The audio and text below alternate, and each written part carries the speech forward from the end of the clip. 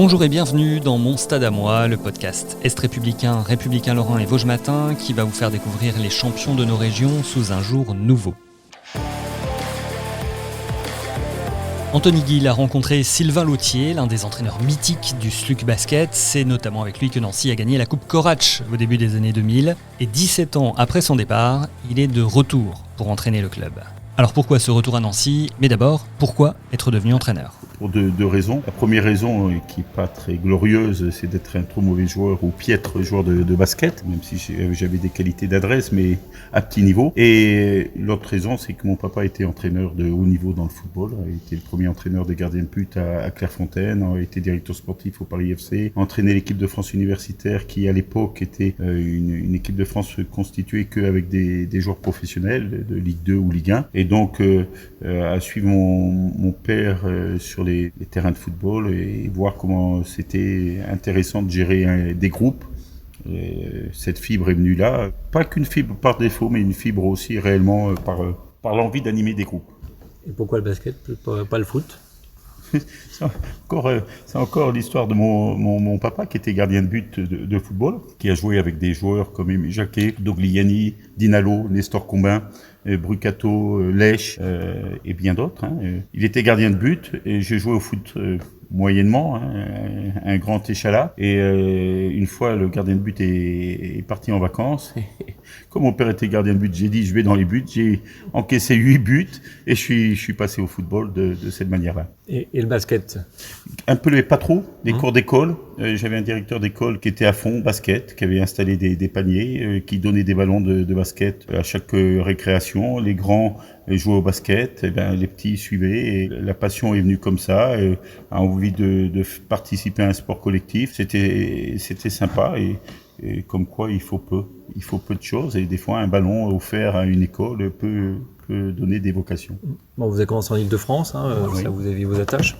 Poissy-Château. Le Stade Français Versailles d'abord, Oui. parce que j'étais adjoint au niveau de Nancy en espoir féminin. J'avais 16 ans et demi et j'ai passé mon brevet d'état premier degré à 18. C'est là où mes parents m'ont laissé au total autonomie, c'était pas évident. Vous avez 2 parents profs, plus un père dans le football. Et ils voulaient que je sois à fond études. J'ai passé mon diplôme en candidat libre de BE1, je l'ai eu.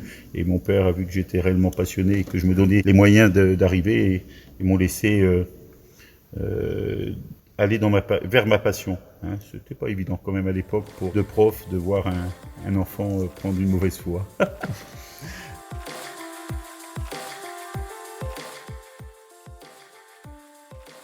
Donc Poissy-Château, il y a eu le Valois après. Oui. Donc après, vous êtes un peu dans le sud, donc Montpellier. Oui. Oui.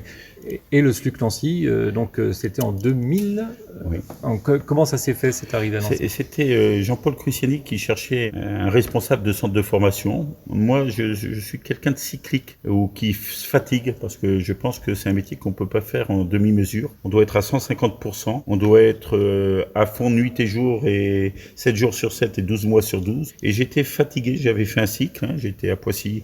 J'avais coaché à Poissy-Château en Pro B. J'étais un des plus jeunes entraîneurs en Jeep Elite, et en Pro A. En Pro B, j'avais 26 ans quand j'ai commencé à coacher. Et j'étais un peu saturé. Je sentais qu'il fallait que je souffle et je voulais souffler d'une manière active. Et est venue cette proposition de Jean-Paul avec bien évidemment l'aval de Jean-Jacques Eisenbach. Et j'avais pas refusé parce que je voulais rester actif. Je voulais pas prendre une année sabbatique. Même si c'est souvent sympathique une année sabbatique, mais c'était pas l'objet. C'était de faire du basket différemment. Et j'avais adoré cette position. Je l'avais certainement adoré, cette position d'adjoint, de redevenir adjoint, parce qu'il y avait Hervé Dubuisson et que Hervé était un garçon, et un garçon avec beaucoup de classe, et me faisait pas faire le sale travail, a eu beaucoup de corrections vis-à-vis de moi, qui était quand même jeune coach, à l'époque, j'avais encore que 30 ans, et j'avais aimé ce passage-là de coach à adjoint, Non, redevenir coach, c'était pas prévu. J'avais signé un contrat, j'avais un accord avec Cholet pour partir à Cholet à l'époque, et on avait annulé l'accord avec Cholet pour rester dans les malheureuses et tragiques circonstances de ma prise de fonction au SLUC. Voilà. Vous l'avez appris comment très tôt, j'imagine l'accident de Hervé, c'était dans une nuit, enfin c'est au petit matin. Oui, au petit matin, et c'était incroyable. On avait été dans le développement, on était avec Jean-Paul Cruciani, je m'en rappelle très bien, et 2-3 autres personnes. On était parti visiter Clairefontaine, justement, pour voir comment fonctionnait un gros centre de formation, parce que ma venue à Nancy était pour installer et développer et organiser la structure. C'est là où d'ailleurs on avait recruté Pierre Verdière à l'époque. On était à Clairefontaine lorsqu'on a appris cette tragédie. Donc on était revenu et tout s'est enchaîné très vite derrière, et voilà.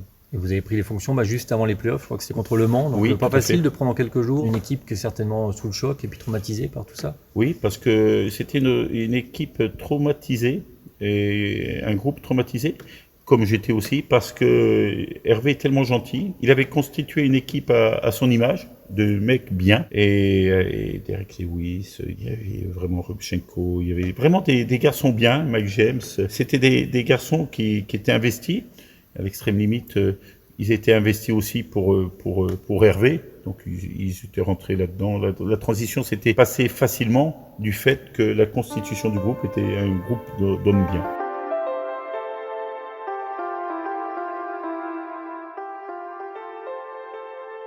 Donc l'année après, le SLUC a été éliminé en quart de finale contre Le Mans. Saison d'après, vous êtes reconduit à vos fonctions. Saison pleine, avec une saison inoubliable, puisque c'est celle de la victoire en Coupe Corach.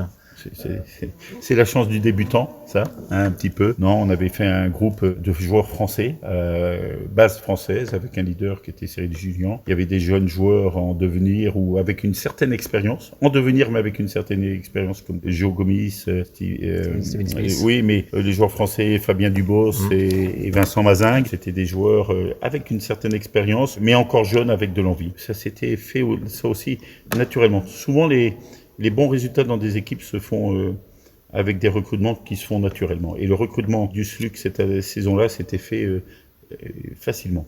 Mais bon, quand même, vous gagnez la finale contre Rostov. Qu'est-ce qui fait qu'on gagne une compétition alors qu'on n'est quand même pas du tout parmi les favoris? Enfin, vous étiez un des tout petits budgets parmi il y avait pas beaucoup d'argent, quoi. Oui, mais à l'arrivée, on regarde la carrière qu'ont fait les joueurs. Joseph a été un des meilleurs scoreurs en Espagne pendant plusieurs années. Cyril Julien, on parle pas du palmarès de Cyril, qui a été champion de France X fois. Vincent Mazin, il a joué jusqu'à 35 ans. Vous aviez que des joueurs en devenir et talentueux. Donc, je dirais que ça s'est fait naturellement, ça aussi. Il y a eu une symbiose dans ce groupe-là, et de toute façon, parce que il faut guerroyer quand on est en championnat de France, que ce soit en JP Elite ou en Pro B. Et il faut vraiment insister sur la notion de groupe. Et le groupe, c'était un groupe jeune qui sortait ensemble, qui faisait plein d'activités hors terrain ensemble. Et quand on était en déplacement, même lorsqu'on a eu des déplacements galères, des fois, tout se passait bien, personne ne s'impatientait, il n'y avait pas d'énervement. Et on prenait match, c'était même risible parce que on jouait en Coupe de France, on se disait, bon, si on perdait, ça nous arrangerait bien. On perdait pas. On allait jouer au Mans, on se dit, si on pouvait perdre, ça serait top. On perdait pas, on se retrouvait coincé à jouer un match à Pau avant la finale. On se disait, ça serait bien de perdre, et je dirais pas qu'on avait fait exprès de perdre, c'était la grande équipe de Pau, mais à 2 minutes, 3 minutes de la fin, on était encore dans le match, alors qu'on faisait vraiment pas exprès d'être dans le match. Voilà. Ouais, donc vraiment une saison extraordinaire, quoi. Donc c'est le plus beau souvenir un peu de votre carrière de coach? Non, vraiment, j'ai plein de bons souvenirs. À Besançon, on est monté à Bercy, à Boulazac, c'était des grands moments parce qu'il y avait J'aime bien lorsqu'il y a du public, lorsqu'il y a de l'attente, lorsqu'il y a de la pression. J'ai plein de bons souvenirs dans le basket et peu de mauvais souvenirs, parce que les bons souvenirs, même si vous perdez, vous pouvez avoir des bons souvenirs. Et j'ai pas toujours gagné, pas beaucoup perdu non plus. On va dire que la pire saison, c'était Avignon, dans une division que je ne connaissais pas, avec une équipe qui était constituée à l'avance. Mais c'est des choses qui arrivent pour un coach. Mais j'ai vraiment que des bons souvenirs. Jean-Jacques Eisenbach, comme Jacques Ozou à Boulazac, c'était des gens, je partais en vacances. Le contrat était parti, était lancé à partir du 1er juillet, et on signait le contrat au mois de septembre. On se tapait dans la main, et c'est les meilleurs contrats, c'est les meilleurs moments.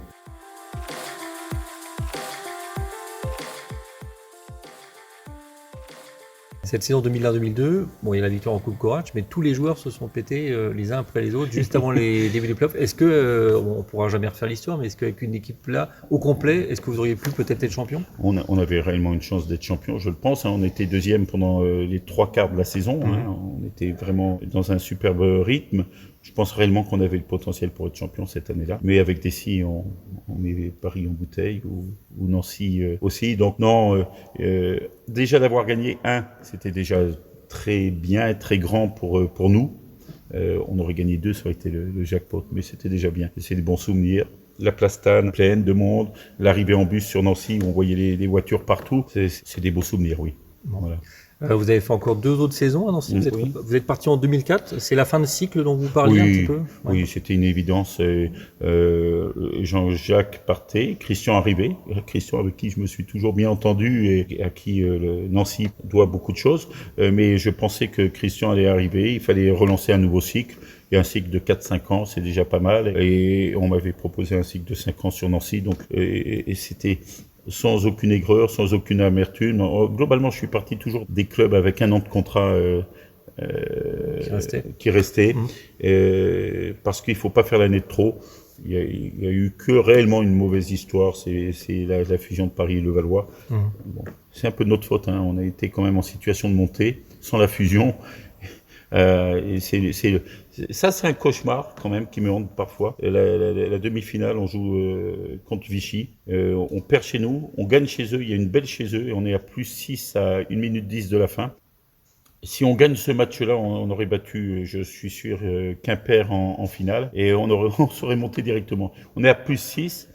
Un affreux concours de circonstances. On rate 2 lancers France par 2 joueurs différents. On fait une remise en jeu, la balle glisse des mains du joueur qui va faire la remise en jeu, la balle tombe devant et un joueur qui court à 4 pattes après la balle. J'ai jamais vu ça. Et le petit meneur de Vichy, dont j'ai perdu le nom, qui était naturalisé. Jim Albol, shoot à 10 mètres, un shoot désespéré, planche, face au panier, la balle qui rentre dedans. C'est certainement un des plus grands matchs que l'on ait réalisé, parce que c'était un 3e match chez eux, qu'on avait battu le 2e. Et c'est vraiment le match qu'on aurait dû battre, qu'on a donné à l'adversaire, mais qu'ils ont été aussi quelque part chercher. Mais là, c'était vraiment pas de chance. Et c'est parce que si on avait gagné, j'aurais pas eu des soucis lors de la fusion de Paris et Levallois. Bon, et puis l'histoire aurait été un peu différente. Absolument. Donc vous quittez Nancy en 2004, et après donc Besançon, Boulazac, Avignon-Sorgues, Gardanne. Oui. Oui, mais alors Gardanne, c'était un peu dans le même état d'esprit que le Luxembourg. J'avais mon réel métier, c'était l'Afrique. Mon métier, je partais 3-4 mois en Afrique tous les ans, plus l'observation, plus le travail en Europe. Donc, on est monté de National 3 en National 2 avec ma femme qui a coaché 3 matchs à Gardone. Pendant que j'étais pas là, puisque mon métier principal était l'Afrique. Donc, ça aussi, c'est des super souvenirs avec des ambiances du Sud-Ouest, mais mon principal revenu était l'Afrique.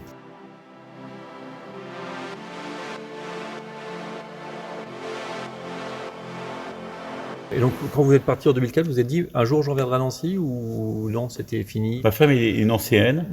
J'ai adoré les gens de Nancy. J'ai toujours des bons rapports avec les mêmes personnes depuis plus de 20 ans. On avait une maison à Montpellier.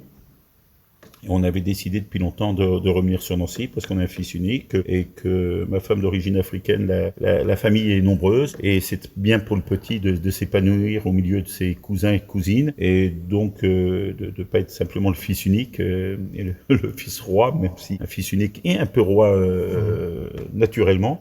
Donc on avait décidé de revenir et on sentait que notre enfant avait besoin de stabilité et revenir sur Nancy était une forme de stabilité. C'était une petite mort de faire un petit stop dans sa carrière parce que à un certain âge on fait des choix de vie aussi et là le choix était de redonner priorité aux petits.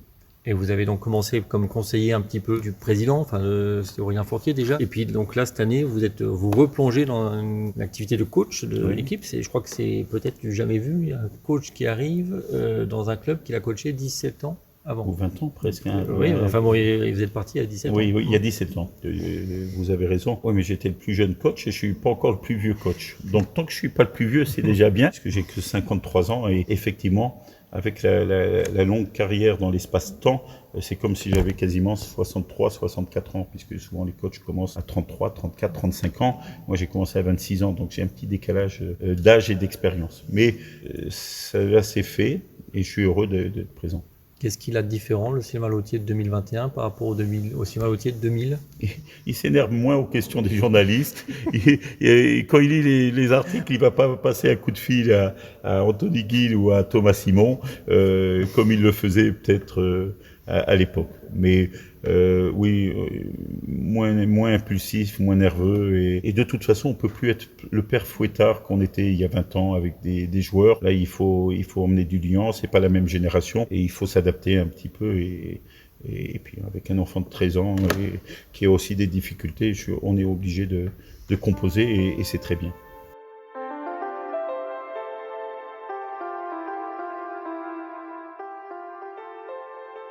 Bon, si on parle un petit peu, vous avez évoqué un peu l'Afrique brièvement. Vous êtes coach, vous avez été coach du Mali pendant longtemps. Oui, depuis 10 ans, parce que quand on dit on fait 5 CAN, ça veut dire qu'on a fait 5 qualifications, plus les préparations, donc c'est beaucoup de temps passé en Afrique. C'est un continent que j'adore.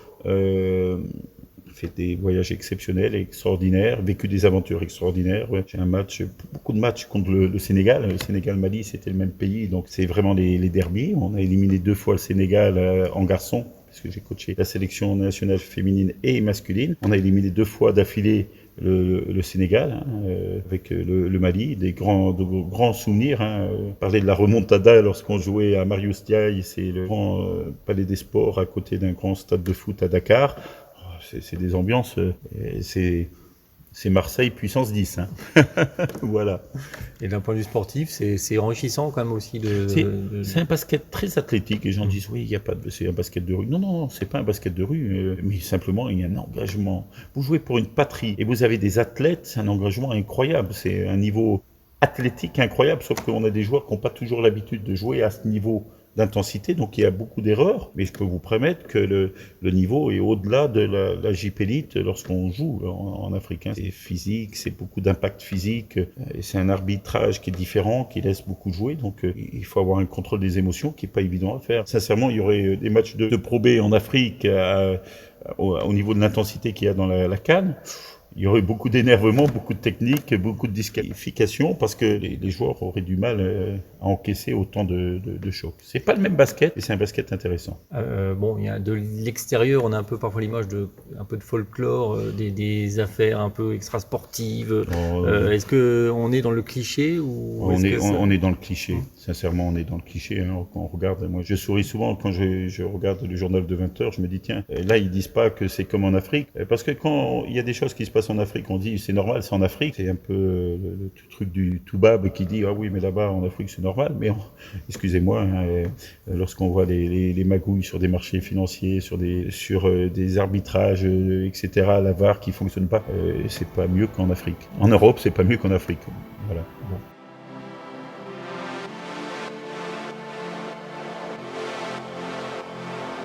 Pour parler un petit peu de vos activités extérieures, là on est à Ouzioreille, qui est votre nouveau bébé, puisque c'est un centre un peu omnisport.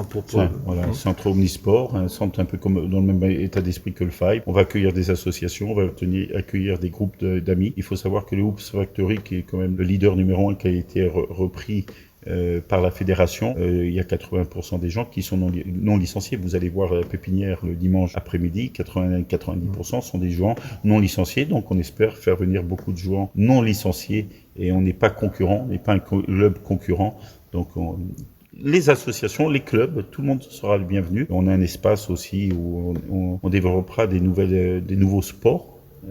Parce qu'il faut rester à la pointe. Il y a le racquetball, c'est un peu du tennis basket. Il y a le stunball, c'est un basket plus facile parce qu'il n'est pas en hauteur, il a une hauteur raisonnable où tout le monde peut viser dedans. Il y aura un mixte, le foot basket, foot et basket en même temps. Le korfball, très bien pour la mixité. On aura beaucoup d'activités nouvelles et innovantes. Et là, on reste dans le basket, un peu dans le sport. Vous avez eu d'autres activités quand même hors basket. Ah, mais c'était pas des réussites. Donc, souvent, l'année dernière, je suis encore intervenu dans un cadre de management et d'entreprise. Et je dis, mais vous savez, je suis le pire devenir des entrepreneurs. J'ai fait des choses que jamais je referai maintenant que j'ai un enfant, et on peut pas s'amuser comme je me suis peut-être amusé trop dans ma jeunesse, hein, effectivement. J'ai eu une laverie automatique au du Lièvre, un pressing à Malzéville, un vidéoclub à Montpellier. Non, et en fait, je me suis aperçu d'une chose, il faut être présent. Là, je serai pas présent, et on a une équipe autour de nous où gérer, hein. Mais il faut être présent au moins physiquement de temps en temps. Il faut aller dans des choses que l'on connaît, et je connais très très bien le sport. J'ai cette prétention de dire je connais tous les sports parce que j'ai beaucoup d'amis dans le football, j'ai beaucoup d'amis dans le tennis, j'ai beaucoup d'amis dans le handball. Donc on va maintenant être raisonnable à mon jeune âge de partir sur un nouveau cycle de raisonnabilité et de rester dans le sport.